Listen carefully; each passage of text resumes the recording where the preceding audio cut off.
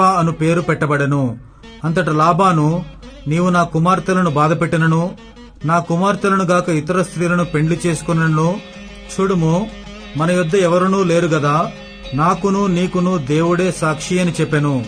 మరియు లాబాను, నాకును నీకును మధ్య నేను నిలిపిన ఈ స్తంభమును చూడుము, ఈ కుప్ప చూడుము, హాని చేయవలనని నేను ఈ కుప్ప దాటి నీ యొద్దకు రాకను. నీవు ఈ కుప్పను ఈ స్తంభమును దాటి నా యొద్దకు రాకను ఉండటకు ఈ కుప్ప సాక్షి, ఈ స్తంభమును సాక్షి.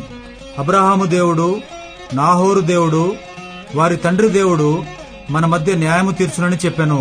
అప్పుడు యాకోబు తన తండ్రి అయిన ఇస్సాకు భయపడిన దేవుని తోడని ప్రమాణము చేసెను.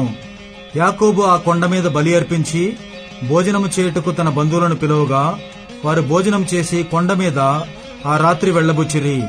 తెల్లవారినప్పుడు లాబాను లేచి తన కుమారులను తన కుమార్తెలను ముద్దు పెట్టుకుని వారిని దీవించి బయలుదేరి తన ఊరికి వెళ్లిపోయెను.